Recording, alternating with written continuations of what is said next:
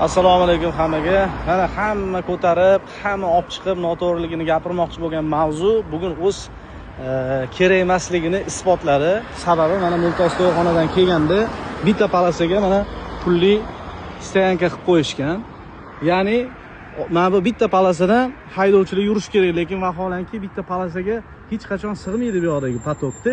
Mana hozir mana bu yoqda yo'lda siqish orqali avariya bo'lgan, ya'ni turgan o'sha stoyankaga qo'yib ketilgan mashinani mana hozir kelib urilgan. Endi jabri mana bu jentraning egasiga tushadi. Sababi mashinani qilib berish kerak bo'ladi. Lekin kimda? Mana shu stoyankani o'ylab topgan odamdi. Qaysi kalla bilan ikkitali palasaga mashina qo'yishga stoyanka qilib qo'yish mumkin? Pul ishlash uchun xalqni qiynab, xalqni naborot hayotini xavf ostiga qo'yish mana shu joyda o'zini isbotini topadi. Bu videoni jo'natinglar, balki ta'sir qilib mana shunaqangi demani, parkovkalarni olib tashlash boshlansa. Mana hozir bitta palasaga sig'magani uchun siqib, yonidagi o'sha chazorni urgan bu bolalar. Bo'lmaydigan, kerak emas bo'lgan qoidalar mana shunaqa xalqqa jabr bo'ladi.